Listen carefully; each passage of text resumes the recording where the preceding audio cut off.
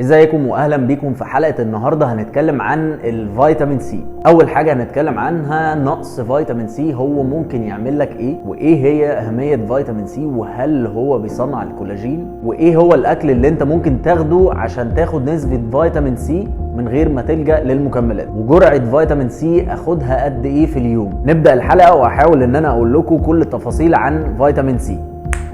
طيب ايه هو فيتامين سي؟ فيتامين سي هو فيتامين بيدوب في الماء، وكمان بيتعرف بحمض الاسكوربيك، وكمان احنا مش بنعرف نصنع فيتامين سي، الجسم مش بينتجه يعني، بس طبعا في اكل كتير هو بيتوفر فيه شبه الخضار والفاكهه مثلا، وفي اوقات انا بضطر ان انا ادخل مكمل فيتامين سي عشان ادخل النسبه اللي انا محتاجها منه في اليوم. وكمان في نقطه مهمه جدا، ان فيتامين سي مضاد للاكسده، يعني هو مهم جدا لجسمك. انا ليه اخد فيتامين سي وايه هو اهميته ليا؟ اول حاجه فيتامين سي ليه دور كبير في تصنيع الكولاجين، فبالتالي بيساعد على التئام الجروح والاستشفاء، وكمان بيشارك في عمليه التمثيل الغذائي للبروتين، بيحسن من عمليه امتصاص الحديد اللي موجوده في الاكل، وليه فايده مهمه ان هو بيقلل الكوليسترول الضار، وبرده بيقلل من الدهون الثلاثيه، وليه دور مهم جدا في تكوين العظام، وكمان بيساعد في تقوية الأعصاب ونضجها، وكمان بيساعد في سرعة انتقال الإشارات العصبية، وكمان في نقطة بسيطة إن هو بيساعد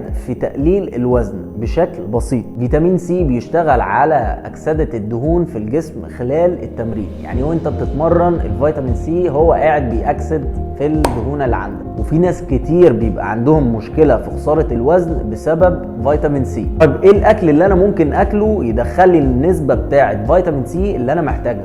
ورقة وقلم عشان في حاجات كتير هقولها لك دلوقتي. طبعا معروف ان الفاكهة والخضار افضل مصدر للفيتامين سي. معلومة بقى، انا لما بحب ادخل خضار او فاكهة في الدايت بتاعي بحاول ان انا معرضهوش لدرجة حرارة، عشان ده بيقلل نسبة فيتامين سي اللي موجودة في الاكل بنسبة بسيطة، بس بيقلل. الفاكهة اللي بحاول ان انا اخدها عشان ادخل نسبة فيتامين سي، طبعا كل فترة بحاول ان انا اغير، ما بحبش ان انا اثبت على مصدر واحد من الفاكهة، زي مثلا البطيخ، الاناناس، التوت البري، البرتقال، الليمون، الجريب فروت والكيوي. خضار بقى اساسي ان انا اخد البروكلي، وبحاول اضيف البروكلي او السبانخ او الفلفل او البطاطا الحلوة او البازلاء الخضراء. برضو في اوقات ببقى محتاج نسبة اكبر من فيتامين سي، فبضطر ان انا اخد مكمل فيتامين سي عشان اقدر ادخل الجرعة اللي انا عايزها. انت ممكن تاخد قد ايه من فيتامين سي في اليوم؟ 3 ابحاث في كندا قريتهم بيقولوا ان البالغين فوق سن ال 19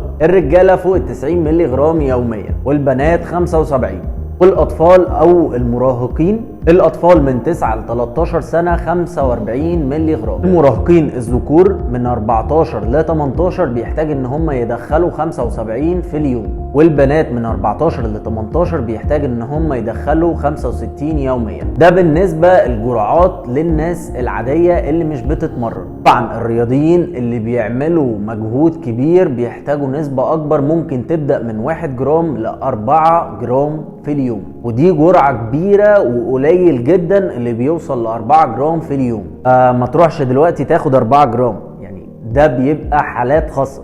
نقص فيتامين سي هو ممكن يضرني في حاجه. اول حاجه هتلاقي المناعه بقت زيرو، بيجي وراها بقى ان انت جسمك كله متكسر وضعيف ومش قادر ان انت تعمل حاجه. كمان ضيف عليها الوجع بتاع المفاصل. طبعا لو انت دخلت جرعه زياده لجسمك، ايه اللي بيحصل ليه؟ ولا اي حاجه، جسمك بياخد النسبة اللي هو محتاجها من الجرعات اللي انت دخلتها، والباقي بيخرجه عن طريق البول. ممكن الجسم بيحتاج نسبة اكبر وجرعات اكبر في اوقات معينة، زي المرض او الاصابات او البرد او في حالات التدخين. من اهم 8 مكملات غذائية هتلاقي الفيديو بتاع اهم 8 مكملات غذائية ممكن تاخدهم في اخر الفيديو، هيظهر لك. حاول لو في اي سؤال ممكن تسيبه في الكومنت ولايك، وما تنساش تعمل سبسكرايب، مهم جدا.